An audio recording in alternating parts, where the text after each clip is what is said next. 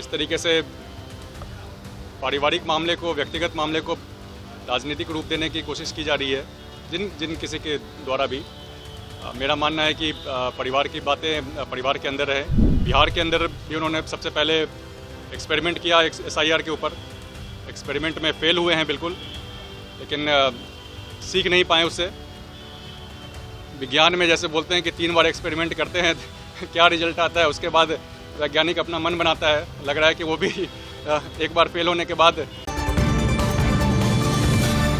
बिहार चुनाव में करारी हार के बावजूद लालू परिवार एक बार फिर से सुर्खियों में है। एक बार फिर से रोहिणी आचार्य का मायके छूटने का दर्द छलका है, जिसको लेकर इस वक्त बिहार की सियासत गर्मा चुकी है। लेकिन खासा चर्चा इस वक्त हो रही है उपेंद्र कुशवाहा के बेटे की, जिन्होंने रोहिणी आचार्य के बजाय तेजस्वी यादव का समर्थन कर दिया है, जिसको लेकर इस वक्त सत्ता पक्ष में भी भारी टेंशन का माहौल है। आपको बयान भी सुनाएंगे कि किस तरीके से उपेंद्र कुशवाहा के बेटे ने मंत्री बनने के बाद ही तेजस्वी यादव का समर्थन कर दिया, और आपको उनका बयान भी सुनाएंगे। नमस्कार, मैं हूं शालिनी सिंह और आप देख रहे हैं दर्श न्यूज। बिहार चुनाव में हार के बाद जिस तरीके से रोहिणी आचार्य को घर से निकाला गया, तिरस्कार करके उन्हें घर से भेजा गया, जिसके बाद एक के बाद एक रोहिणी आचार्य ने तेजस्वी यादव पर कई गंभीर आरोप लगाए हैं। और इस वक्त खासा चर्चा हो रही है बिहार में कि किस तरीके से रोहिणी आचार्य ने मुख्यमंत्री नीतीश कुमार से बेटियों को लेकर विनती की है, जिसके बाद तमाम सत्ता पक्ष के नेताओं ने लालू परिवार को घेरने का सिलसिला शुरू कर दिया है। और इन तमाम नेताओं के बाद जब मीडिया ने उपेंद्र कुशवाहा के बेटे से सवाल किया कि रोहिणी आचार्य नीतीश कुमार से विनती कर रही हैं कि अब बेटियों को इस तरीके का माहौल दिया जाए जहां पर वो ससुराल से मायके निडर होकर आ सके, तो उपेंद्र कुशवाहा के बेटे ने साफ कह दिया है कि ये पारिवारिक मुद्दा है, और जो नेता इन पारिवारिक मुद्दों को राजनीतिक मुद्दा बनाकर पेश करने की कोशिश करते हैं बेहद शर्मनाक है। इसके साथ ही उन्होंने SIR के मुद्दे को लेकर राहुल गांधी को खूब सुनाया और साफ कहा है कि चुनाव हारने के बाद बस इनको यही सब दिखता है, चुनाव जीत नहीं पाए तो अब इनके पास मुद्दा नहीं है, मुद्दा विहीन हो चुके हैं, तो कुछ भी बोलना इनका तय है।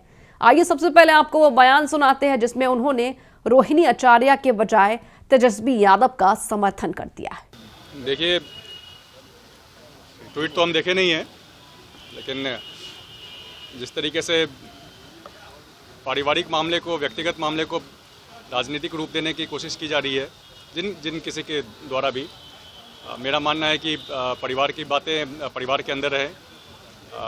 अगर कुछ समस्या है परिवार में तो उसको परिवार के अंदर सुलझा लेना चाहिए।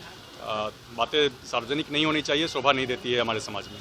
सर, ममता बनर्जी ने अमित शाह को कहा है कि उनका एक आंख दुर्योधन की तरह लगता है और दूसरा शासन की तरह। SIR के मुद्दे देखिए, SIR को बिहार के अंदर भी उन्होंने सबसे पहले एक्सपेरिमेंट किया SIR के ऊपर। एक्सपेरिमेंट में फेल हुए हैं बिल्कुल, लेकिन सीख नहीं पाए उससे। विज्ञान में जैसे बोलते हैं कि 3 बार एक्सपेरिमेंट करते हैं क्या रिजल्ट आता है, उसके बाद वैज्ञानिक अपना मन बनाता है। लग रहा है कि वो भी एक बार फेल होने के बाद फिर बाकी राज्यों में भी उसका विरोध कर रहे हैं, वहाँ भी फेल होंगे विपक्ष के लोग। अब उनका मन है अगर 3 बार फेल हों तो ठीक है, बढ़िया है, 3 बार फेल होकर देख लें। बिहार की जनता ने जो जनादेश दिया है, SIR यहाँ पे मुद्दा बन नहीं पाया क्योंकि मुद्दा बनने लायक कुछ है भी नहीं उसमें।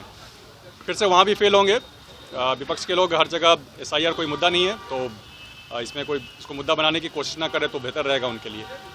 जब कोई व्यक्ति अगर कोई फरियाद मुख्यमंत्री से करते हैं तो मुख्यमंत्री जी अपने स्तर पर निर्णय लेंगे। इसमें मैं क्या कह सकता हूँ? रोहिणी जी को कुछ राय देंगे? रोहिणी जी को कुछ राय देंगे? तो मुख्यमंत्री जी को आवेदन दिया है ना, तो माननीय मुख्यमंत्री जी ऐसे अभी आवेदन नहीं दिया अभी, तो बाहर टेलीविजन में TRP बढ़ाने के लिए बोलते रहते हैं। इसको कानून के हिसाब से कार्रवाई के लिए तो मुख्यमंत्री जी से मिलेंगे, आवेदन देंगे, या जिन संबंधित लोगों से ये मामला जुड़ा हुआ है उनको बताएंगे, तभी ना कोई बात आगे बढ़ेगी। लेकिन ये शुद्ध रूप से उनका पारिवारिक मामला है और उसको पॉलिटिकलाइज करने की कोशिश कर रहे हैं। सर, ये TMC के नेता सदन में ई सिगरेट पीते हुए नजर आ रहे हैं सर। कि रोक है पूरी तरह से? देश संविधान से चलता है, कानून से चलता है, सदन कानून और नियम से चलता है। और वैसे महान हस्ती जो लोकसभा के मेंबर हैं वो कानून को धज्जी उड़ा रहे हैं, उनके खिलाफ तो कार्रवाई होनी चाहिए। ममता बनर्जी अमित शाह को कह रही हैं कि वो दुशासन दुर्योधन है।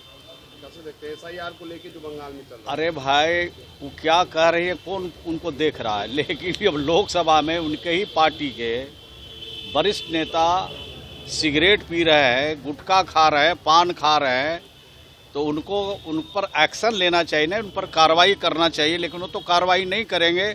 लोकसभा स्पीकर से अनुरोध करेंगे कि इनके खिलाफ सख्त कार्रवाई हो, ताकि इस तरह का कृत्य कोई व्यक्ति, कोई सांसद, कोई विधायक, कोई जनप्रतिनिधि नहीं कर सके। तिवारी ने तेजस्वी यादव को राय दिया है कि भागे नहीं मैदान से, हार को स्वीकार करना चाहिए, पब्लिक के बीच जाना चाहिए। हाँ, तो राय देते रहते हैं, तो लेकिन राय वो मानेंगे तब ना।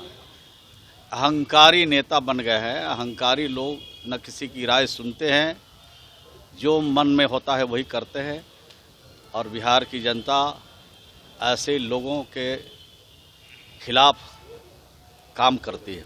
तो सुना आपने, एक तरफ जहां सत्ता पक्ष के तमाम नेता लालू परिवार को, तेजस्वी यादव को खासकर खरी खोटी सुना रहे हैं, कह रहे हैं कि जिस घर में बेटी बहन की इज्जत नहीं है वो मुख्यमंत्री बनते भी तो बिहार की बेटियों का क्या इज्जत कर पाते। तो दूसरी ओर उपेंद्र कुशवाहा के बेटे ने ऐसा बयान दिया है जिसने बिहार की सियासत में खलचल मचा दी। बहरहाल इस खबर में इतना ही, लेकिन आप अपनी राय हमें कमेंट बॉक्स में लिखकर जरूर बताएं। बने रहे हमारे साथ और देखते रहिए दर्श न्यूज।